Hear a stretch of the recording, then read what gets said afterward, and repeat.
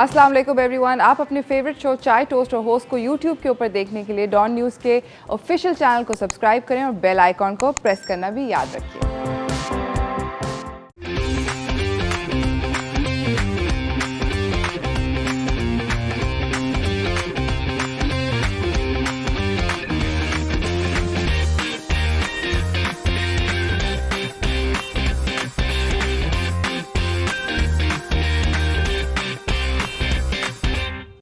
Salam Pakistan, welcome to Chai Toaster Host. I hope you guys are having a really good morning and आप लोगों ने अपना weekend enjoy किया होगा। Final 2 weeks दिसंबर के चल रहे हैं और इसका मतलब ये है कि न्यू ईयर करीब आता जा रहा है और 2021 भी इस तरह कुछ निपट सा ही गया and we are heading into 2022 and बहुत कुछ हुआ और हम लोग भी CTH पे कुछ ऐसा ही करना चाह रहे हैं कि हम आपको basically sort of round up देना चाह रहे हैं कि 2021 फिनिश हो रहा है, 2021 में क्या क्या हुआ in all sorts of categories, चाहे स्पोर्ट्स हो चाहे वो बेसिकली ईयर एंडर किस्म का राउंड अप आपको देना चाह रहे हैं। आज हम बेसिकली बात करेंगे स्पोर्ट्स के बारे में। हमने एंटरटेनमेंट की दुनिया के भी शोज़ प्लान किए हुए हैं कि सॉर्ट ऑफ सम अप करें, आपको आपका साल बताएं कि क्या हुआ है, क्या नोटेबल चीज़ें हुई हैं इस साल के अंदर। That's what we're going to be doing all of the next 2 weeks and है इसी के साथ मैं आप लोगों को ये बताना चाहती हूँ कि स्पोर्ट्स की दुनिया में एक्चुअली 2020 जो था कोविड की वजह से थोड़ा सा ठंडा रहा और क्योंकि वो थोड़ा ठंडा रहा तो उसकी वजह से जो सारे के सारे इवेंट्स 2020 के थे वो बहुत सारे इवेंट्स 2021 में आ गए and as a result so 2021 was a little bit more happening in terms of sporting events and stuff. हम लोगों ने इस साल मेरे ख्याल में हमारे मुल्क में दोबारा से this is I love saying this but मुझे लगता है कि पाकिस्तानी क्रिकेट टीम ने बेसिकली दिल जीता और वो दिल उन्होंने कब जीता हम सब लोग भूल के बैठे हुए थे। कम से कम वो लोग मेरे जैसे जो लोग हैं जो कि कम क्रिकेट देखते हैं और we don't watch cricket all that much, तो हम लोग सब क्रिकेट भूल के बैठे हुए थे और मुझे तो इनफैक्ट बहुत सारे टीम प्लेयर्स के नाम भी नहीं आते थे कि कौन के क्या नाम है, किसकी शक्ल कौन से नाम के साथ मैच करती है, इस टाइप का सीन चल रहा था मेरा तो। But then these guys came, the T20 started and the ICC T20 really like it changed. पहला जो मैच था, the very first match that our team was playing was this match जो कि आपको दूसरी विंडो पर नज़र आ रहा है एंड इट बस ये मैच हुआ है और उसके बाद मेरे ख्याल में सारी की सारी कम से कम पाकिस्तान के अंदर तो ये हुआ है कि दुनिया बहुत सारे लोगों की तब्दील हो गई। We all got really invested in this team, in these 11 players. ये जो गेम थी बाय द वे, इसके बारे में आपको बताऊं कि ये इंडिया पाकिस्तान का जो मैच था ये दुनिया में ये most viewed in history match था और 10,000 घंटे लाइव कवरेज के, which is more than ever before. This was offered by the way across TV and digital platforms 200 countries के अंदर एंड इंडिया में, पाकिस्तान में, UK में, ऑस्ट्रेलिया में, USA में, बेसिकली ये सब इन सारे ममालिक में ये मैच जो था ये मोस्ट व्यूड था और ऑब्वियसली दुनिया ने देखा, इसकी अनपैरेलल्ड किस्म की कवरेज थी, दैट वाज अमेजिंग। बट ये रिकॉर्ड ब्रेकिंग मैच था। आई डोंट नो क्या हुआ है but this was a record breaking match in many ways. Obviously एक तो ये कि बहुत व्यूड मैच था बट रिकॉर्ड टूटा, हम लोगों ने इंडियन टीम को हरा दिया और उसके बाद ऐसे लगा कि मतलब पैसे पूरे हो गए, पैसे वसूल हो गए, तो कुछ इस तरह की फीलिंग्स थी इस मैच की वजह से। मैं आप लोगों को ये बताऊं कि 167 मिलियन लोगों ने इसको बैठ के देखा। इसकी 15.9 बिलियन मिनट्स इंडिया में कवरेज थी और बेसिकली अब ये वाला जो पर्टिकुलर मैच था ये अब ICC का T20 मैच का हिस्ट्री का सबसे ज़्यादा हाईएस्ट व्यूड मैच हो गया। And what was really funny was कि ये मैच सिर्फ टीवी पे और डिफरेंट प्लेटफॉर्म्स पे नहीं बल्कि इतनी ज़्यादा एंटिसिपेशन थी इस पर्टिकुलर मैच की, क्योंकि पहला ही मतलब वो T20 टूर्नामेंट शुरू और पहली गेम ये थी। उन्होंने पकड़ के कहा, उन्होंने कहा अच्छा ज़रा भारी हैवी आते हैं उन्होंने पकड़ के they gave us this match. There was the first match of this particular group and I he heavy थे, तो उसकी वजह से बेसिकली आई थिंक कि ये नेक्स्ट लेवल हो गया. In fact and I can't name this you know all the screening platforms, but 2-3 ऐसे बेसिकली ऐप्स हैं पाकिस्तान के अंदर जहाँ पर ये ऑनलाइन व्यू हो रहा था और लोग एक दूसरे को बाकायदा कमेंट्री हो रही थी और हिलेरियस किस्म की कमेंट्री थी. ऑब्वियसली जो लोग मैच कम और कमेंट्री ज़्यादा देख रहे थे बट थे.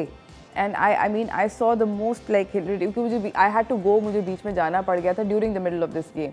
आई had to go to somebody's house अपनी अम्मी को लेके, और मैं वहाँ पर अपने फ़ोन के ऊपर I was like viewing this particular match was nuts. So ये जो गेम थी ये काफ़ी इसने जज्बात को उजागर किया था, specially for these 11 boys in green. And I hope that this kind of this जो इन लोगों ने हमारे साथ हमारे लिए मेरे in fact I feel like these guys got that national spirit that we had towards sport and everything, got it going, and I hope that they continue to keep it going. इसी के साथ दुनिया भर में क्या क्या हुआ इस पर्टिकुलर साल, उसके बारे में भी थोड़ी सी बातचीत करते हैं. मैं आप लोगों को बताना चाहती हूँ कि समर ओलंपिक्स 2020 में होने थे, राइट. जापान के अंदर स्केड्यूल थे, मगर कोविड हो गया और उसकी वजह से जापान में नहीं हो सके समर ओलंपिक्स. तो वो फिर इस साल हुए जुलाई 23 से अगस्त 8 तक. और मैं आप लोगों को ये भी बताऊं कि ये ओलंपिक्स की हिस्ट्री की सबसे महंगी तरीन गेम्स थी because of a few delays and stuff, क्योंकि इन गेम्स ने $20 बिलियन 20 बिलियन डॉलर्स इसको कॉस्ट किया है. 33 स्पोर्टिंग इवेंट्स थे, 11,656 एथलीट्स आए थे 206 ममालिक से. पहले एडिशंस के अंदर यूएस जो था वो अपना डोमिनेंस मेंटेन करता था, और इस दफ़ा भी कुछ ऐसा ही हुआ. 113 मेडल्स जीते हैं यूएस ने, जिसमें 39 गोल्ड थे, 41 सिल्वर थे और 33 ब्रॉन्ज थे. चाइना जो था वो नंबर 2 आया. पहले रशिया होता था एक ज़माने में, but this time China took that place and 88 medals थे चाइना के पास. और जो सबसे ज़्यादा व्यूड होता है ना इवेंट, वो बेसिकली ये स्प्रिंट वाला होता है, जिसमें आपको 5 पे एक क्लिप अभी नज़र आई होगी. इसको जीता इटली ने, जो कि एक काफ़ी बड़ा अपसेट था. इटली ने कभी भी पहले ये वाला मेडल नहीं जीता था इस पर्टिकुलर इवेंट के अंदर. और मार्सेल जेकब्स ने ये 100 मीटर स्प्रिंट जीती 9.80 सेकंड्स के साथ. तो इन्होंने ना सिर्फ मतलब स्प्रिंट जीत के हिस्ट्री बनाई, बल्कि इटली को ये इस पर्टिकुलर उसके अंदर first Italian to win gold medal in this particular event. Elaine Thompson Herah Jamaica की जो थी, उन्होंने ख़वातीन की 100 मीटर की स्प्रिंट जीती. बाय द वे टोक्यो के अंदर पैरालंपिक्स भी हुए थे और उसके अंदर 4,403 खिलाड़ी आए थे फ्रॉम 162 कंट्रीज़, जिसमें चाइना ने सबसे ज़्यादा मेडल जीते और यूके नंबर 2 पे रहा विद 124 और यूएस नंबर 3 पे विद 104. इसी के साथ मैं आप लोगों को लेकर जाना चाहती हूँ फुटबॉल की दुनिया की तरफ. फुटबॉल के अंदर बेसिकली एक टूर्नामेंट जो था वो कैंसिल हुआ था 2020 का, और वो यूरो 2020 था. और फिर कोपा अमेरिका 2021 जो कि होना था वो हुआ. ये दोनों के दोनों both these tournaments were held this year. इसके अंदर अर्जेंटीना जीता था कोपा अमेरिका पहली दफ़ा 1993 के बाद, और दूसरा जो था उसमें इंग्लिश टीम जो है चेल्सी वो जीती UEFA चैम्पियंस लीग. इसके अंदर काफ़ी सारे वो एक फ़ुटबॉल का एक बहुत प्रेस्टिजियस अवार्ड होता है, उसको कहते हैं बैलोन डोर. ये फ्रेंच अवार्ड है और ये बहुत it's a really looked after award. और इस साल एक दफ़ा फिर से Lionel Messi from Argentina won this particular award, and ये 7वीं दफ़ा उन्होंने जीता. By the way, it was nuts. और मैं आप लोगों को ये बताती जाऊँ कि इस पर्टिकुलर अवार्ड के लिए लेडोस्की और जोर्गिनो ये सेकंड और थर्ड प्लेस पर आए थे रिस्पेक्टिवली. इसी के साथ ऑब्वियसली अब हम बात कर रहे हैं क्रिकेट्स के बारे में. ये तो हम जानते हैं कि ऑस्ट्रेलिया जीता था T20 वर्ल्ड कप पहली दफ़ा. और बाय द वे ये वाला जो पर्टिकुलर था इसको होस्ट होना था इंडिया में, बट इंडिया ने डिसीजन किया कि इसको UAE और कतर के अंदर ये गेम्स होंगे, and I think it was a good decision overall. But basically obviously as we well know कि इसकी जो गेम्स थी वो ज़बरदस्त किस्म की थी. और दुनिया ये भी जानती है बाय द वे कि हमारे मुल्क ने कंसिस्टेंटली सबसे ज़्यादा कंसिस्टेंट परफॉर्मेंस थी इस पूरे टूर्नामेंट के अंदर, वो पाकिस्तान की थी. क्योंकि हमने सिर्फ एक गेम हारी है, वो भी हमारी सेमीफाइनल गेम जो थी, जो नॉकआउट गेम थी, वो हम हारे हैं, बट उसके अलावा we did really good job. And Australia जो है उसने ट्रॉफ़ी जीती न्यूज़ी अगेंस्ट, वो खेले and they won the particular trophy for the T20 world cup, which I wish them the best. उन्होंने बाय द वे ज़िंदगी में पहली दफ़ा T20 वर्ल्ड कप जीता है, so they were also obviously inordinately pleased, बहुत खुश थे। खैर उनको उनकी ट्रॉफ़ी फ़िलहाल के लिए congratulation, I am sure we gonna win the next one. फ़िलहाल जा रहे हैं नाज़रीन एक छोटी सी ब्रेक की तरफ, ब्रेक से वापस आएंगे एक बहुत अहम मौजू के ऊपर हम बात करेंगे अपने अगले मेहमान से, तो कहीं ना जाइएगा, देखते रहिए चाय टोस्टर होस्ट।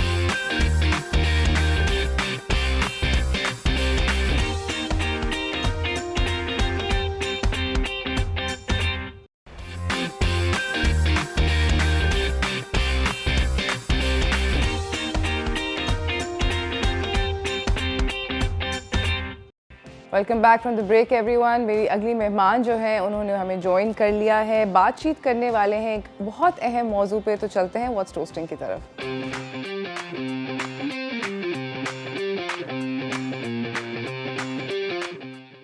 हमारे साथ मौजूद हैं राबेल सद्दोज़ई, नेशनल मार्केटिंग मैनेजर हैं फ्रॉम द फातिमा ग्रुप। राबेल जो है इनसे हम पहले भी बात कर चुके हैं बिकॉज़ ये काफ़ी इन्होंने एक डायनामिक कैंपेन जो है उसको स्पीयर हेड कर रही हैं इस वक्त, जो कि बेसिकली बातचीत करता है किसानों से, जो कि ऑब्वियसली बहुत ज़्यादा हम लोग जहाँ जो भी खाते हैं दाल चावल आटा वगैरह ये सब कुछ उन्हीं के मेहनत से आता है। राबेल मुझे ये बताएंगी कि हमारी इकोनॉमी में और हमारी कम्युनिटी में किसानों की क्या अहमियत है? Assalamu alaikum Arooj, thank you for inviting me.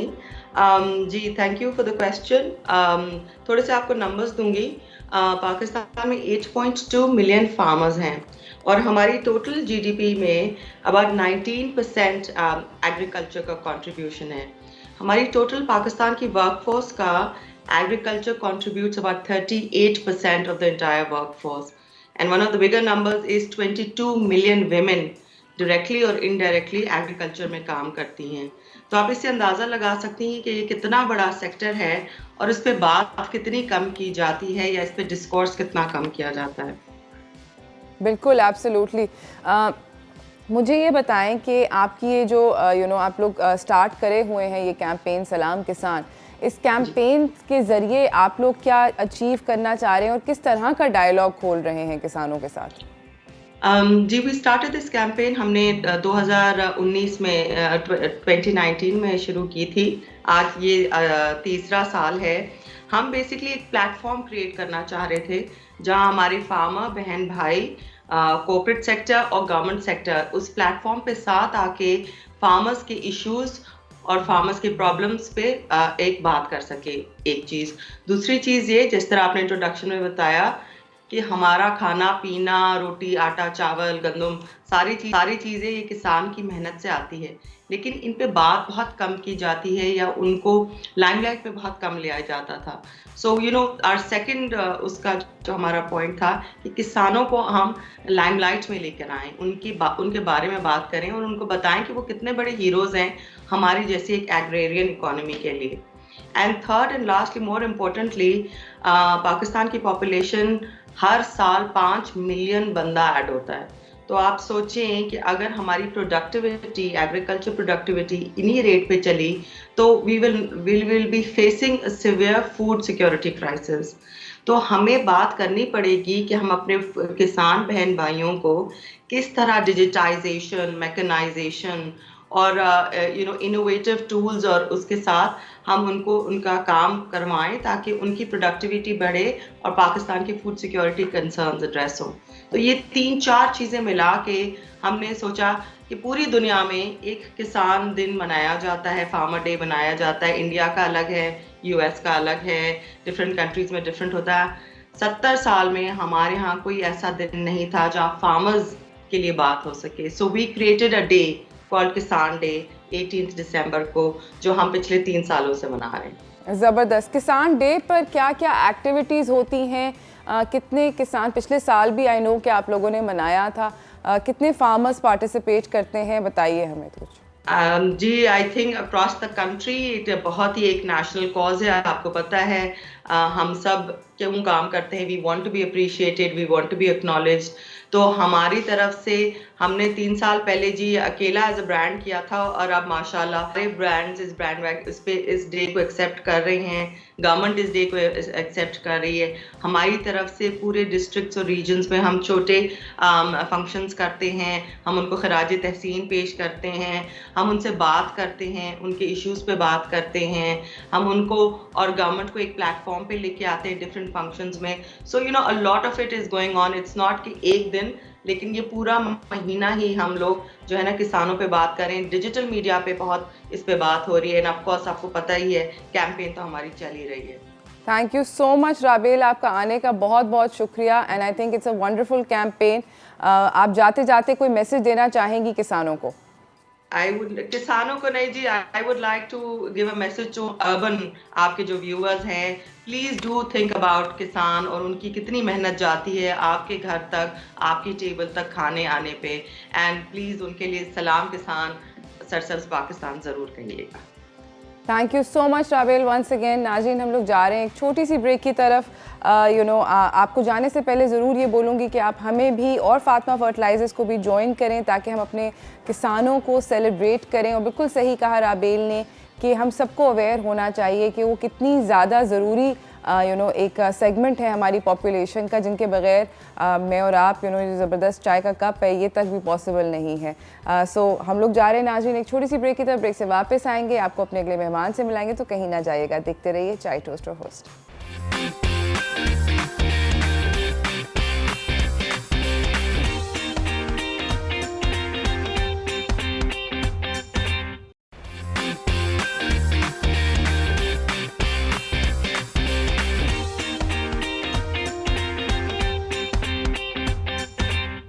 Welcome back from the break everyone. हमारे साथ हमारे अगले मेहमान जो हैं उन्होंने हमें ज्वाइन किया हुआ है स्काइप के ज़रिए। मिलवाना चाहती हूँ आपको बेसिकली इनसे। नाम है इनका शहरोज़ काशिफ, माउंटेनियर हैं, और आई एम श्योर कि आपने अभी तक पाकिस्तान में रहते हुए इनका सुन लिया होगा, क्योंकि शहरोज़ जो हैं वो पाकिस्तान के यंगेस्ट माउंटेनियर हैं, जिन्होंने K2 को भी समिट किया है इस साल 27 जुलाई को, और इन्होंने इसी साल माउंट एवरेस्ट भी समिट किया था 11 मई 2021 में। इन्होंने ब्रॉड पीक भी सर करी हुई है 17 साल की उम्र में, चंबरा पीक करी हुई है 12 साल की उम्र में, मकड़ा चंबरा और मेरे ख्याल में मूसा का मुसल्ला किया था। बहुत सारे इनके पास एक्लेट्स हैं इन टर्म्स ऑफ क्लाइंबिंग, काफ़ी अमेजिंग किस्म के हैं। अस्सलाम वालेकुम शहरोज़, कैसे हैं आप? वालेकुम अस्सलाम, thank you for having me. We very happy to have you, और पूरा का पूरा मुल्क जो है it's really really proud of you, I am sure. मुझे ये बताओ कि कैसा लगा जब आपने K2 समिट किया इस साल? काफ़ी खुशी हुई इस चीज़ की भी कि मेरा गिनीज़ वर्ल्ड रिकॉर्ड है, और मेरे पास जो है वो Guinness book of world record की तरफ से एक शील्ड भी मौजूद है, जिसमें I am the youngest climber to summit K2, और जो सेकंड शील्ड है उसके अंदर I am the youngest climber to summit Everest in K2 within a span of 3 months, only teenager basically. ज़बरदस्त। मुझे बताएं कि पहाड़ चढ़ने का कब से शौक़, और इतनी छोटी उम्र में कैसे शौक़ पड़ा? It's all started when I was 11 years old, और वहाँ से जो है वो पे एक शौक़ पड़ा पहाड़ों को देख के उनकी तरफ अट्रैक्ट हुआ, और एक सवाल था कि आखिर ऊपर चोटियों पे क्या है, और वही सवाल जो है वो आज तक मुझे दुनिया की चोटियों पे लेके घूम रहा है। तो यही है कि it's a sense of achievement, और आप कॉन्फिडेंस गेन करते हो, तो एक हेल्दी एक्टिविटी है ये। Absolutely, I agree. मुझे बताओ शहरोज़ के आप क्लाइंब कर रहे हो, क्या आप पहाड़ों के इर्द गिर्द ग्रो अप करे थे, या आपकी फैमिली में कोई मेंबर है जो कि पहाड़ चढ़ता था, कुछ इस तरह का सीन है? नहीं, मेरे फैमिली में ऐसा कोई भी नहीं है।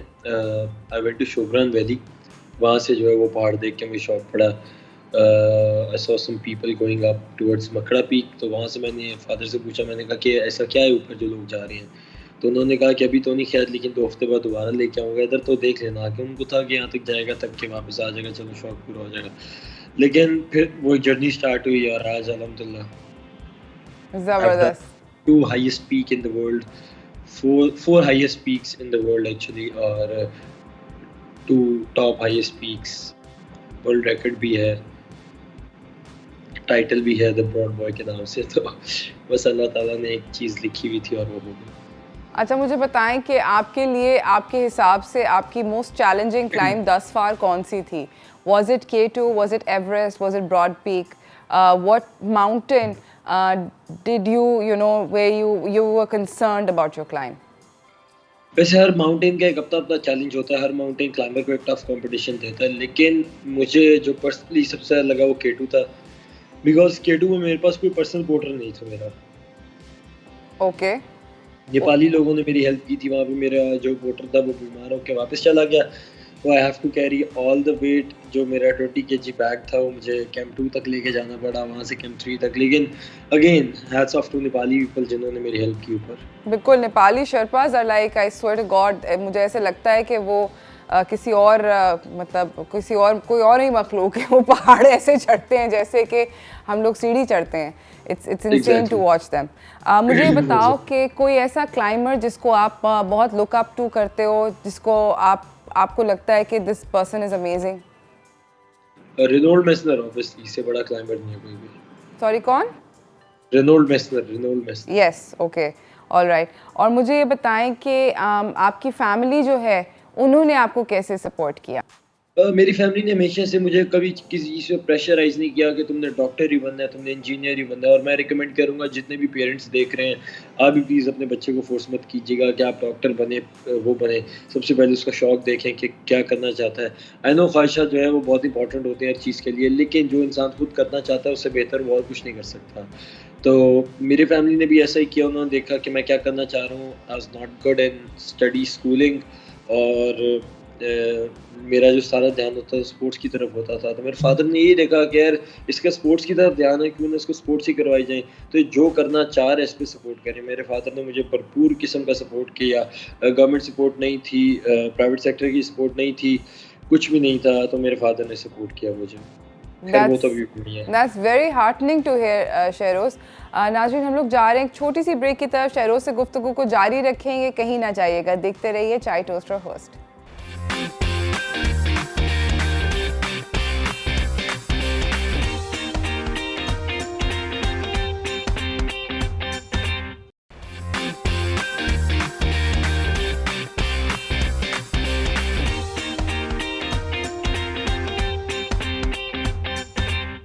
Welcome back from the break everyone. हमारे साथ स्काइप के ज़रिए मौजूद हैं शेरोज़ काशिफ। ये पाकिस्तान के यंगेस्ट क्लाइंबर हैं जिन्होंने बेसिकली ना सिर्फ K2 को सर किया, बल्कि इसी साल इन्होंने माउंट एवरेस्ट भी सर किया। ये दुनिया के भी यंगेस्ट माउंटेनियर हैं जिन्होंने ये दो ज़बरदस्त किस्म के काम किए। मैं अब आपसे ये जानना चाहती हूँ शेरोज़ के अब अगला पहाड़ कौन सा है जो कि आपने सोचा है कि मैंने चढ़ना है? ये अभी तक मैंने अनाउंस नहीं किया कि अगला पहाड़ कौन सा है, तो इंशाल्लाह जब मैं अनाउंस करूँगा इस चीज़ को तो it's gonna be a big project. लेकिन ये कोई 8000 में से ही कुछ पहाड़ है। ज़बरदस्त। और चलें आप हम आपके साथ हिंट वाली गेम खेलते हैं। क्या ये पहाड़ आपके अलावा किसी और ने सर किया हुआ है? कुछ पहाड़ सर किए मैं पाकिस्तान में, लेकिन इंशाल्लाह कुछ नहीं भी किया मैं इसमें से। जी, तो सही। अच्छा, मुझे ये बताएं कि आपको, अगर मैं आपसे ये पूछूं कि आपके सारे के सारे पहाड़ जो होते हैं वो मैजिकल होते हैं। अभी आपने बताया कि K2 was hard to climb, but कौन सा पहाड़ था जो कि आपने अभी तक जितने भी आपने क्लाइंब किए हैं, it can be even a small one, जिसने आपको शेप किया into the mountaineer that you become today?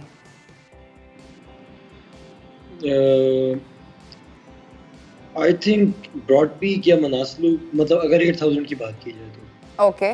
और वो कैसी, वो जर्नी के अंदर कुछ ऐसा हुआ कि आपने सीखा या कुछ किसी से ऐसे से मिले कि आप आपके पास ये काविश लगी कि बस मैंने ये करना ही है? नहीं, एक्चुअली मनासलू पे I was the expedition leader, और ऐसे फर्स्ट टाइम हुआ था पाकिस्तान की हिस्ट्री में कि एक पाकिस्तान से कोई एक्सपीडिशन लीडर गया हो। ब्रॉड पीक इस वजह से क्योंकि it was my first 8000 climb. Okay.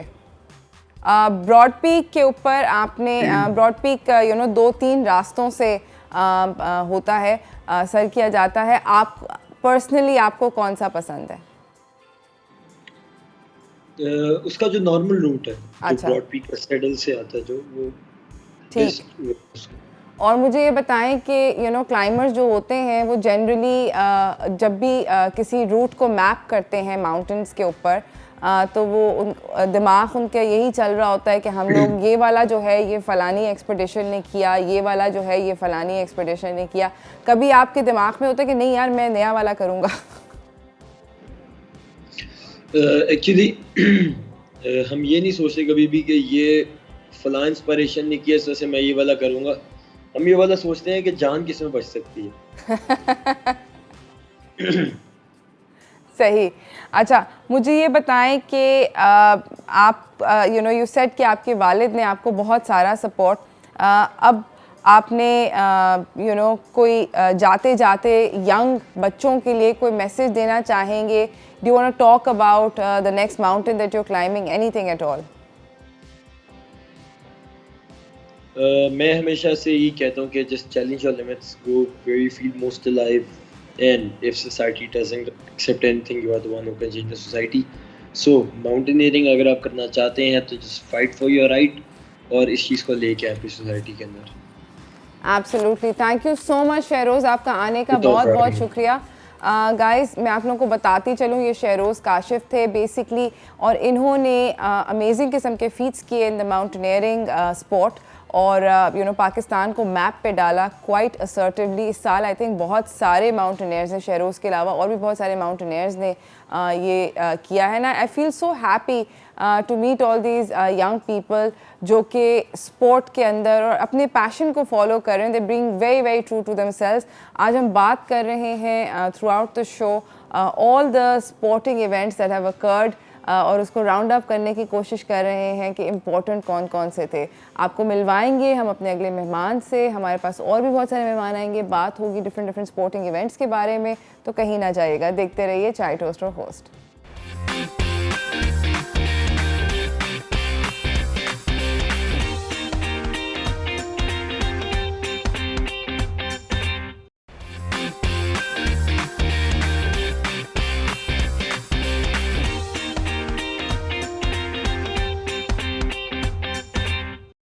Welcome back from the break everyone. हमारे साथ हमारी अगली मेहमान जो है वो सेट पे मौजूद है। मैं आपको बताना चाहती हूँ कि आज हम बात कर रहे हैं 2021 की इतनी सारी स्पोर्ट्स अचीवमेंट्स को जो कि दुनिया भर में हुई हैं, और मोर इम्पॉर्टेंटली पाकिस्तान में कौन कौन लोगों ने क्या क्या, अमेजिंग पाकिस्तानियों ने क्या क्या किया है। और इसी को मद्देनज़र रखते हुए हमारी अगली मेहमान सेट पे हैं फ़ातिमा इरफान है इनका नाम, स्टूडेंट हैं, नेशनल जिजित्सु एथलीट हैं। जिजित्सु वर्ल्ड कप में इनके पास गोल्ड मेडल है और ओपन वर्ल्ड रैंकिंग में ब्रॉन्ज मेडल है। अस्सलाम वालेकुम, कैसी हैं आप? Thank you so much. I am very happy to meet you. Fatima, मुझे ये बताएं कि जिजित्सु होता क्या है सबसे पहले? Jujitsu it's a close combat martial art, ठीक है। जिसमें it's a mother of martial art. तो बाकी जितने भी मार्शल आर्ट्स हैं वो इसी के कंपोनेंट्स हैं। जैसे इसमें हमारे पास ग्राउंड फाइट्स वगैरह होती हैं, ग्रैपलिंग होती है, स्टैंडिंग फाइट्स होती हैं, डुओ वगैरह होते हैं। तो it's unarmed and armed, both you can say it's a complete combat martial art. ज़बरदस्त। और मुझे बताएं कि 2021 जो गुजरा ये जिजित्सु की दुनिया के अंदर, इसके अंदर क्या क्या हुआ? आफ्टर कोविड ये बहुत अच्छा एक था कि आपके पास जब प्लेटफॉर्म दोबारा आपको मिला इतने ज़्यादा लॉकडाउन्स के बाद, उसके बाद 2021 में गेम्स इवेंट सारे होने लगे, तो it was really good for us specially कि हम कहेंगे हमारे इंटरनेशनल इवेंट्स भी हुए, हमने पार्टिसिपेट भी किया और उसमें हमारी काफ़ी अचीवमेंट्स भी रहीं। और बाकी सब भी अगर स्पोर्ट्स को देखा जाए तो 2021 में बहुत ज़्यादा प्रोमिनेंट नज़र आई ये चीज़, पाकिस्तान में सपोर्ट किया गया स्पोर्ट्स को और उसको दिखाया गया, तो ये एक पॉजिटिव इमेज है और अच्छा है कि इसी तरह ही जैसे अभी सपोर्ट किया जा रहा है आगे भी इसी तरह ही किया जाए ताकि। ज़बरदस्त। मुझे बताएं कि आप एक फ़ीमेल एथलीट हैं और आप एक ऐसे स्पोर्ट में हैं, like you just said it's a martial art combat, तो कभी ऐसा होता है कि आपको कोई या तो तनकीद मिली हो या बहुत सारी सपोर्ट मिली हो, आइदर और you know I am sure you meet all kinds of people, हर तरह के लोगों से आपकी बातचीत होती होगी, तो how do people you know at the minute they hear that you are a martial artist, क्या क्या यू नो होता है, क्या कॉन्वर्सेशन कहाँ से शुरू होती है? शुरू वो ऐसे ही करते हैं, नहीं नहीं नहीं नहीं हमें तो नहीं मारोगे, कुछ तो नहीं करोगे, लाइक हाँ हम प्रैक्टिस करते हैं, नो हम लोग ट्रेनिंग करते हैं प्रॉपर उस चीज़ की, तो लोग इसी तरह करते हैं कि नहीं लड़कियों को नहीं थोड़ा सा करना चाहिए, थोड़ा सा, कुछ लोग घबराते भी क्योंकि इसमें इंजरीज़ के चांसेस भी ज़्यादा होते हैं और होती भी हैं अगर प्रॉपर फोकस से यहाँ नहीं की जाए। आपको कभी कोई इंजरी हुई है? मुझे हुई है, काफ़ी होती है। मेरा क्या? फ्रैक्चर हुआ था, टो फ्रैक्चर हो गए थे, और उसके अलावा कभी किक मारते हुए, जी टो किक मारते हुए फ्रैक्चर हो गया? जी जी जी जी big toe? Yes, oh my God, okay, alright. और वो because of the angle? Angle, जी जी। यस, आई तो कैन इमेजिन। ड्यूरिंग ट्रेनिंग वैसे ही होता है, और कभी यू नेवर नो, डिस्लोकेट हो जाते हैं आर्म और शोल्डर। इंजरीज काफ़ी होती हैं, लोग इस चीज़ से थोड़ा डरते भी हैं, लेकिन इसमें ये चीज़ है कि आप सेल्फ डिफेंस सीखते हो तो आप में उस चीज़ का कॉन्फिडेंस भी बहुत ज़्यादा आता है, कॉन्फिडेंस बिल्डिंग बहुत ज़्यादा होती है। आप बाहर निकल सकते हैं आराम से, आप कहीं जा सकते हैं, आप लोगों से बात कर सकते हैं, आप इतना कॉन्फिडेंट होते हैं कि आप अपने लिए एटलीस्ट अपने लिए स्टैंड ले सकते हैं दूसरों से लेने से पहले। ज़बरदस्त। मुझे ये बताएं कि क्या जुजित्सु की टेक्निक्स जो होती हैं, फाइटिंग टेक्निक्स, वो रियल लाइफ में भी काम आ सकती हैं? बिल्कुल, जुजित्सु में हम लोग जितनी ट्रेनिंग करते हैं ना, उसमें यानी प्रॉपर एक कंप्लीट सेल्फ डिफेंस है। उसमें आप आर्म्ड हो या अनआर्म्ड हो, आप दोनों तरह से अपना सेल्फ डिफेंस कर सकते हैं, और डेली लाइफ में आप वो यूज़ भी कर सकते हैं टेक्निक्स। ज़बरदस्त यार, मतलब this is crazy. I am so happy to meet you.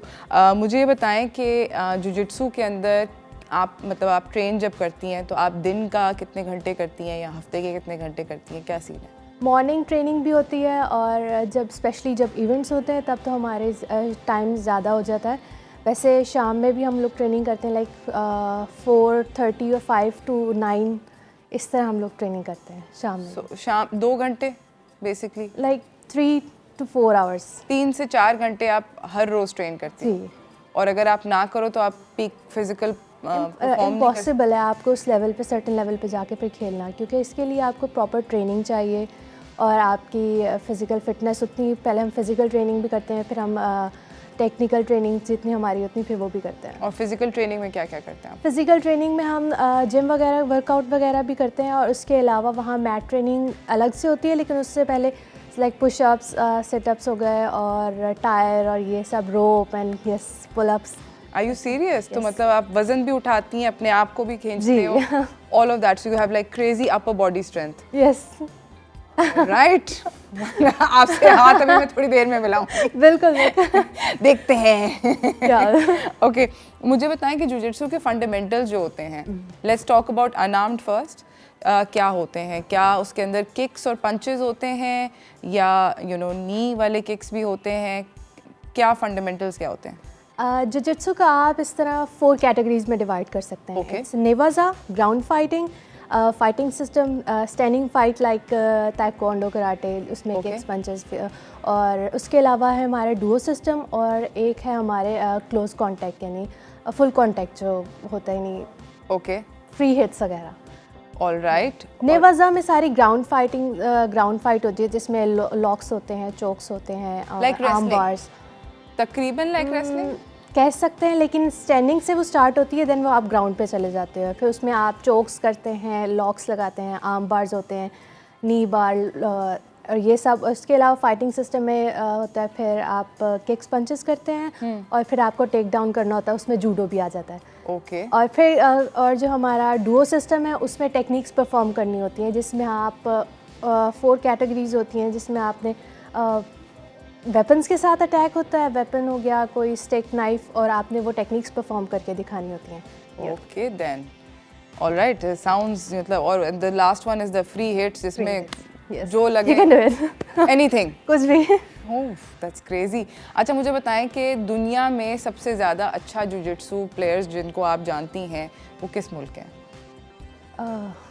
मेरे जो टॉप फेवरेट्स में जो आते हैं वो हैं, एक हैं Amal Zahid, she is from Belgium, okay, और उसके अलावा मैगी है, शी इज़ फ्रॉम फिलीपींस, और एक और है, she is Moldir, she is from Kazakhstan. I thought कोई जापानी नाम आएगा because it's a Japanese game, but Japanese game. But अभी आपने फिलीपींस भी बोल दिया, बेल्जियम भी Yes. बोल दिया, कजाकिस्तान भी बोल दिया, एक भी जापानी नहीं। जापानीज नहीं है इसमें। No Japanese players are? नहीं, इसमें अभी नहीं है। अभी नहीं है इतने?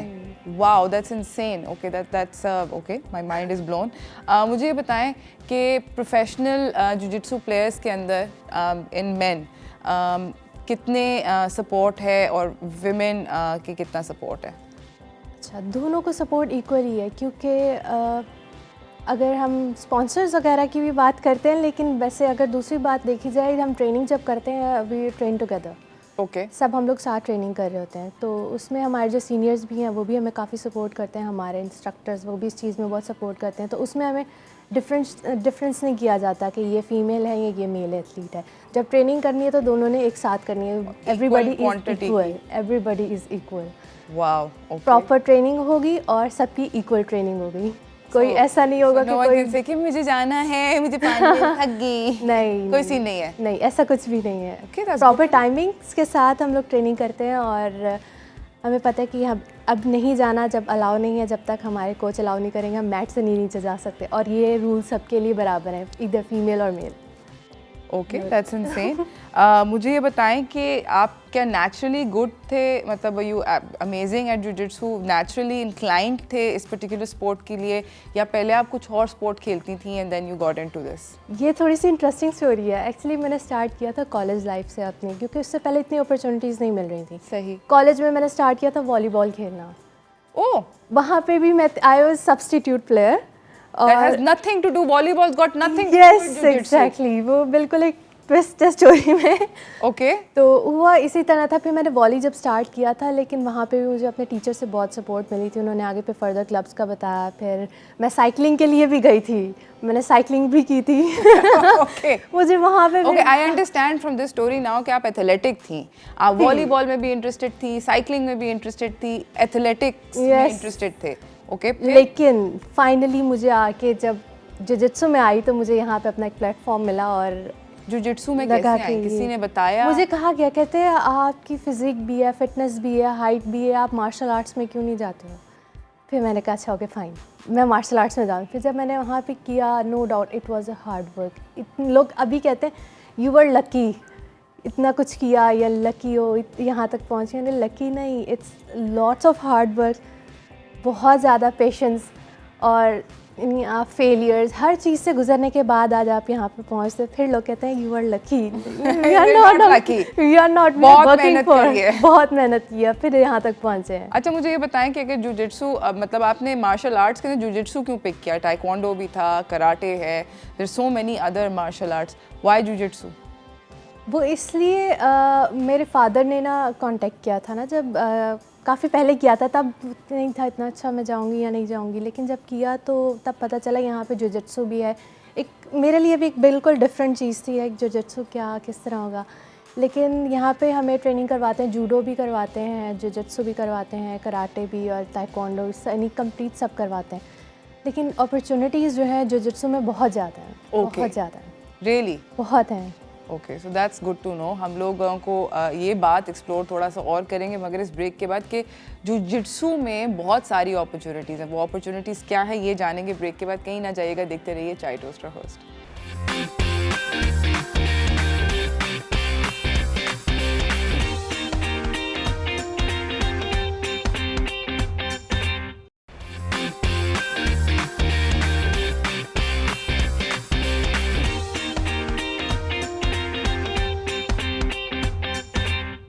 Welcome back from the break everyone. हमारे साथ इस वक्त फ़ोन पे मौजूद हैं अब्दुल गफ़ार, बेसिकली हेड हैं स्पोर्ट्स के यहाँ डॉन न्यूज़ पे, और एंकर भी हैं। हमारे पास एक स्पोर्ट्स प्रोग्राम होता है, उसका नाम है रीप्ले। अस्सलाम वालेकुम गफ़ार, कैसे हैं आप? अस्सलाम वालेकुम, बहुत बहुत शुक्रिया। गफ़ार मुझे ये बताएं और नाजरीन को ये बताएं कि क्रिकेट की दुनिया में 2021 को अगर हम सम अप करें तो क्या क्या ज़बरदस्त किस्म की अचीवमेंट्स हुई हैं?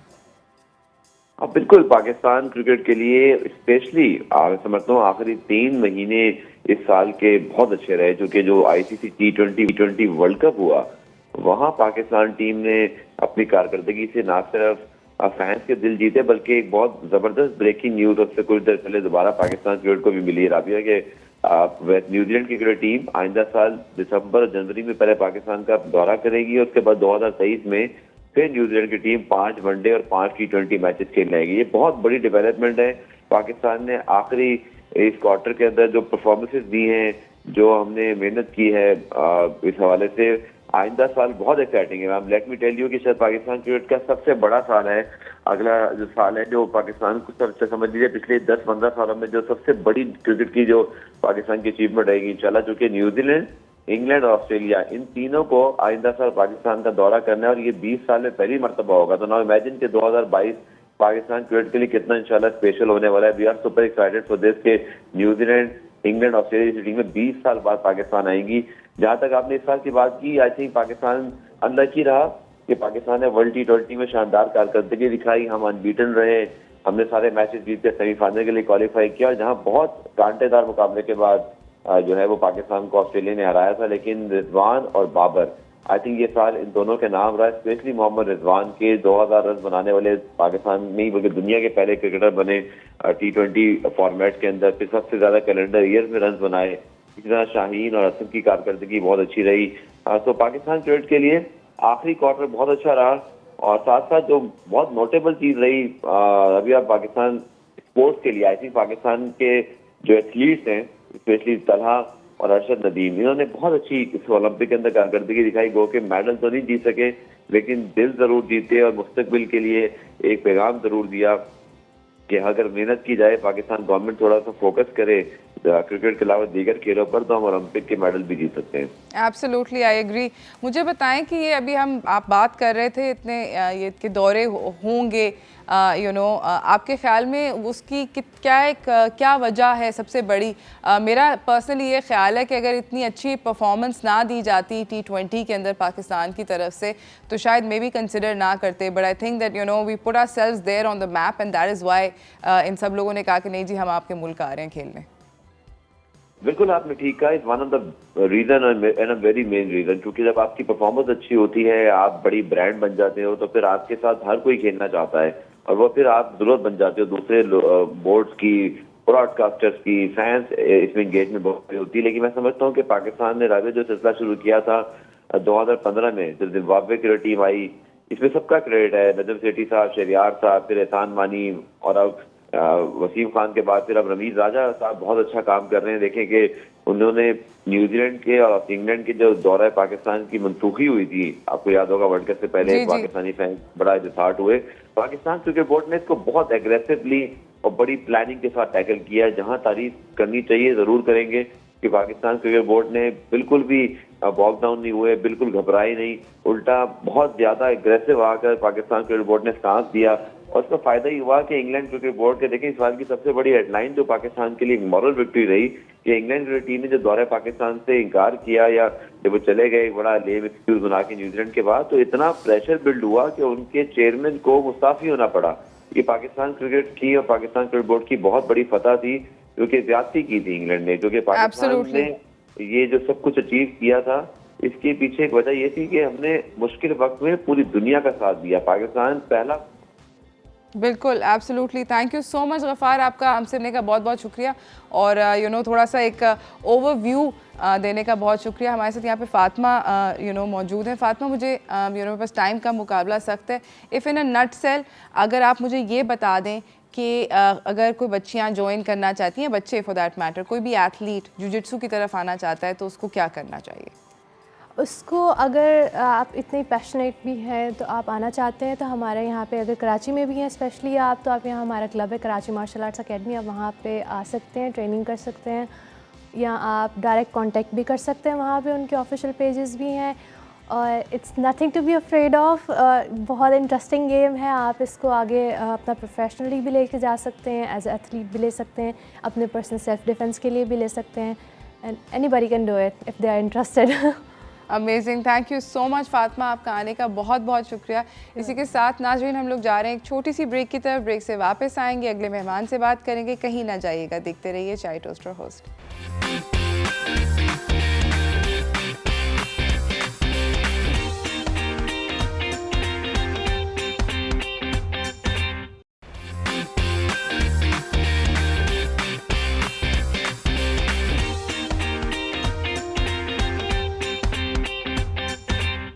Welcome back from the break everyone. मैं आपको अपने अगले मेहमान से मिलवाना चाहती हूँ। नाम है इनका Mohammad Wasim. I am sure आप लोग जानते होंगे, सब लोगों के सोशल मीडिया के ऊपर पटाखे बजे हैं। अभी थोड़े ही अरसे पहले इन्होंने बेसिकली बॉक्सर हैं, प्रोफेशनल बॉक्सर हैं। इन्होंने अभी बेसिकली कोलंबियन एक बॉक्सर रॉबर्ट बरेरा को हराया है WBA वर्ल्ड फ्लाईवेट कैटेगरी के अंदर। वो टाइटल जो है उन्होंने सिंच किया है और बेसिकली ये मैं आप लोगों को ये भी बताती चलूँ कि ये नंबर 1 बॉक्सर रह चुके हैं पिछले 3 साल से वर्ल्ड बॉक्सिंग काउंसिल के ऊपर, और ये अकलौते पाकिस्तानी बल्कि अकलौते एशियन हैं जो कि नंबर 1 इतने लंबे अरसे तक थे। अस्सलाम वालेकुम मोहम्मद वसीम, कैसे हैं आप? वालेकुम अस्सलाम, मैं ठीक, आप सुनाएं? ठीक ठाक। मैंने आपकी छोटी सी क्लिप देखी थी इस फाइट की जो भी हुई है, एंड बॉय आपको मतलब डर नहीं लगता? बड़ा खतरनाक स्पोर्ट है ये। बहुत खतरनाक 12 राउंड, और पैशन चाहिए होता है और हार्ड वर्क अल्हम्दुलिल्लाह। और बॉक्सिंग आपको पता है पूरी दुनिया में best sport in the world. Just want to let you guys know कि मोहम्मद वसीम के बारे में कि इन्होंने 13 विन्स हैं, जिसमें से 8 नॉकआउट इन्होंने किए हैं लोगों को। 8 विन्स इन्होंने मतलब इतनी ज़ोर का मारा किसी को कि वो बंदा बेहोश हो गया, इसको KO नॉकआउट जो होता है। मुझे बताएं मोहम्मद वसीम कि आप अभी बात कर रहे थे कि आप बहुत मेहनत करते हैं, बहुत ट्रेन करते हैं। क्या आपको बचपन से शौक़ था? क्योंकि it's not a easy sport, काफ़ी एक तो ख़तरनाक भी है, ऊपर से बहुत ज़्यादा मेहनत दरकार होती है। क्या बचपन से शौक़ था इसका? जी बिल्कुल, बचपन से शौक थी। मैंने एज ऑफ 8 मैंने बॉक्सिंग स्टार्ट की थी 1997 में, और जो है फैमिली की तरफ से मतलब वो फैमिली वाले भी इस स्पोर्ट में नहीं छोड़ते थे। आपको पता है पाकिस्तान में बॉक्सिंग इतनी ज़्यादा नहीं है, तो वो कोशिश करते थे कि मैं कोई डॉक्टर या कोई और काम करूँ, कोई ऑफिसर बनूँ। लेकिन घर के पास ही जिम था, तो शुरू में चुप के जाना, इवेंट्स में जाना, वहाँ पर पार्टिसिपेशन करना, सब कुछ स्लोली फिर उनको पता चला, फिर उन्होंने सपोर्ट भी करना शुरू किया। और अल्हम्दुलिल्लाह मैं पाकिस्तान का एक वाहिद बॉक्सर हूँ जो मैंने पाकिस्तान के लिए इंटरनेशनल लेवल पे बहुत बड़े मेडल जीते। कॉमनवेल्थ गेम्स, एशियन गेम्स और वर्ल्ड कॉम्बैट गेम्स का गोल्ड मेडल बना, और इस तरह के मेरे कोई 12 इंटरनेशनल मेडल्स है, 4-5 टाइम नेशनल चैम्पियन बना। तो पाकिस्तान के लिए बड़े सर्विसेज है अल्हम्दुलिल्लाह। प्रोफेशनल बॉक्सिंग में one of the best fighter दुनिया में, जो कोई ज़्यादा बॉक्सर्स नहीं है, बहुत कम है, उनमें अल्हम्दुलिल्लाह एक पाकिस्तान से मेरा भी नाम है, जो 4th फाइट में WBC वर्ल्ड बॉक्सिंग काउंसिल में पहले नंबर पे 2016 से 2018 तक रहा। बिल्कुल, एब्सोल्युटली। मुझे ये बताएं कि आपने इतने सारे कॉम्पिटिशन्स जीते हैं, आपकी इतनी सारी बड़ी मेमोरेबल फाइट्स हुई हैं, बीजिंग से लेके आपने बीजिंग में आपने वर्ल्ड कॉम्बैट किया 2010 में, फिर आपने कॉमनवेल्थ गेम्स में आपने ग्लासगो में जीता मेडल। आपके लिए आपकी सबसे ज़्यादा लेट्स से ख़तरनाक फ़ाइट या सबसे ज़्यादा मेमोरेबल फ़ाइट कौन सी है? मेरे 2 फाइट्स हुए हैं बहुत हार्ड, जो आई थिंक जब 2017 में when I was defending my title, WBC silver world title, एक फाइटर था गिमिल मैग्रामो फ्रॉम फिलीपीन, 17-0, तो उसको जब मैंने बीट किया था, वेरी टफ फाइट। और एक ये मेरी फाइट, लास्ट फाइट, जिसमें मुझे 21 स्टिचेस लगे, 3 कट्स आए मुझे यहाँ पे। तो ये 2 फाइट्स मेरे बड़े हार्ड रहे हैं मेरे बॉक्सिंग करियर में, क्योंकि ये एक जो लास्ट फाइट थी मेरी 26 नवंबर, वो बहुत बड़ी फाइट थी। WBA वर्ल्ड बॉक्सिंग एसोसिएशन का जो वर्ल्ड टाइटल एलिमिनेटर लाइन में और WBC सिल्वर वर्ल्ड टाइटल भी लाइन में, जो 2 बेल्ट थे और प्रेशर भी काफ़ी ज़्यादा था। लेकिन अल्हम्दुलिल्लाह now best in the world और number 1 in the world. No doubt about that buddy. मुझे ये बताएं मोहम्मद वसीम कि आपका ये वाली पर्टिकुलर जिस फाइट की आप बात कर रहे हैं, जो अभी ये गुजरी है नवंबर में ही, थोड़े ही दिनों पुरानी फाइट थी, ये इसके मैंने थोड़े से क्लिप्स देखे थे। उसके अंदर एक तो आपको जो कट लगा था वो तो बहुत मतलब मेरे ख्याल में तीसरे या चौथे उसमें राउंड में लग गया था। उसके बाद जब इस तरह की चोट लग जाती है, उसके बाद कहाँ से हिम्मत पैदा होती है कि हम खेलते रहेंगे या मैं लड़ता रहूँगा? ये होती है मोटिवेशन। इसमें ना एक छोटी सी, मतलब मैं आपको बताऊं, जब 10th राउंड में, क्योंकि बहुत ज़्यादा ब्लड, बहुत ज़्यादा उसमें, आप पता है आपको, जब आप ब्लड ज़्यादा निकलता है तो फिर एनर्जी कम होती है। फिर मुझे 10th राउंड में लेफ्ट आई से थोड़ा नज़र आना भी बंद हुआ, क्योंकि कट इतनी लगी थी कि 21 स्टिचेस एक साइड पे, और जो है 5 स्टिचेस मेरे उससे नीचे, और एक दो स्टिचेस एक छोटे छोटे कट, और क्योंकि एडबर्ड लगा था उससे कट काफ़ी ज़्यादा गहरा हो गया था। हम लोग नाज़रीन जा रहे हैं एक छोटी सी ब्रेक की तरफ। ब्रेक से वापस आएंगे। मोहम्मद वसीम के साथ हमारी गुफ्तगू जो है वो जारी रहेगी। अमेजिंग किस्म के एथलीट हैं और इन्होंने वाकई में पाकिस्तान को बहुत अच्छे से रिप्रेजेंट किया है और मैप पे डाला है बॉक्सिंग की दुनिया के अंदर। तो कहीं ना जाइएगा, देखते रहिए चाय टोस्टर होस्ट।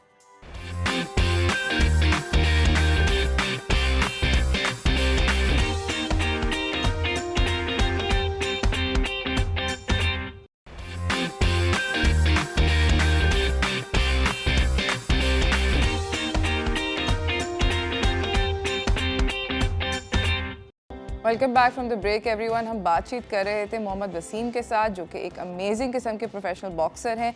इन्होंने, मैं आप लोगों को बताती चलूं कि अभी हाल ही में 26 नवंबर को, थोड़े से पहले, कोलंबियन रॉबर्ट बरेरा को हराया है और जीता है WBA का, वर्ल्ड बॉक्सिंग एसोसिएशन का वर्ल्ड फ्लाईवेट टाइटल, और WBC का सिल्वर टाइटल। दो बेल्टें जीती हैं और आगे बढ़ गए।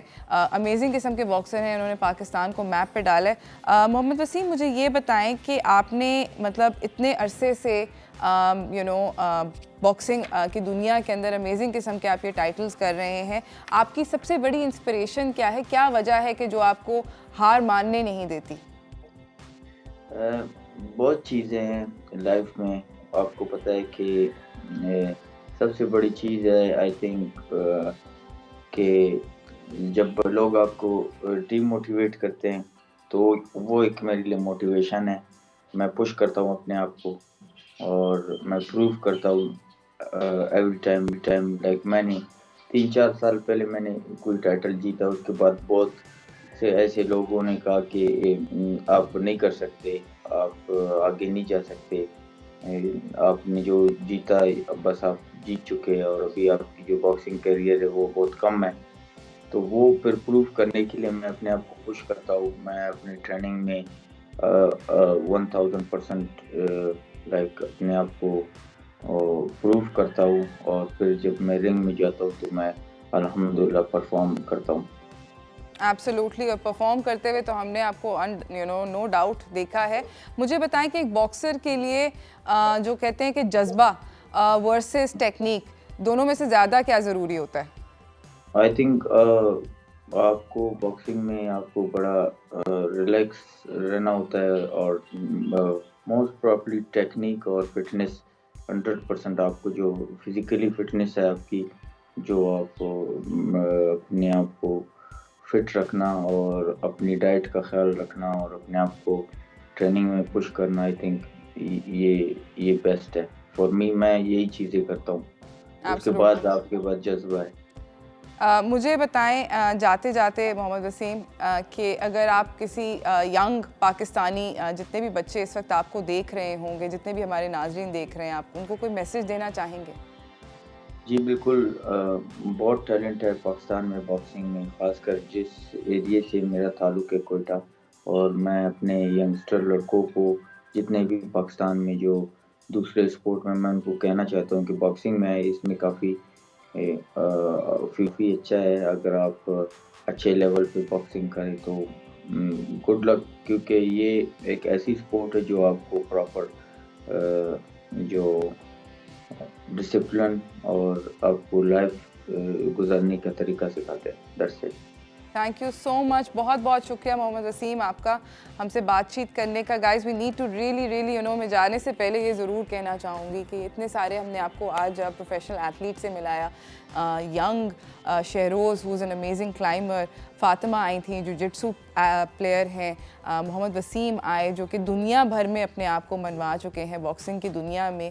और हमारी क्रिकेट टीम है, और भी इतने सारे मोहम्मद अरशद हैं जिन्होंने ओलंपिक्स में, इतने सारे लोग जो हैं तलहा हैं, तलहा तालिब जो हैं, इतने सारे ये एथलीट्स हैं, इन्होंने इस साल के अंदर इतनी सारी अचीवमेंट्स करी हैं। आई थिंक इन सबको सराहना चाहिए, और ना सिर्फ सराहना चाहिए बल्कि इनफैक्ट इन लोगों को जितना हम सपोर्ट कर सकें वो उतना ज़्यादा बेहतर होता है। अभी अब्दुल गफ़ार से जो भी बात हो रही थी, उन्होंने एक बड़ी इंटरेस्टिंग बात की। उन्होंने कहा कि पाकिस्तान के अंदर ये जो इतनी सारी अब इंटरनेशनल टीम्स हमारे मुल्क आने को एकदम से रेडी हो गई हैं, जहाँ पर उन्होंने इतने टूर कैंसिल वगैरह किए थे, उसकी एक बहुत बड़ी वजह ये है कि our team started performing really well and इतनी सारी फ़ैन सपोर्ट हुई, उसकी वजह से उनके पास कोई ऑप्शन था ही नहीं, रहा ही नहीं, इनफैक्ट उनको आना ही पड़ा और हमारे दरवाजे को खटखटाना ही पड़ा। एंड आई थिंक कि फ़ैन सपोर्ट जो होती है वो एक एथलीट के लिए बहुत बहुत ज़्यादा उसको वो कॉन्फिडेंस देती है टू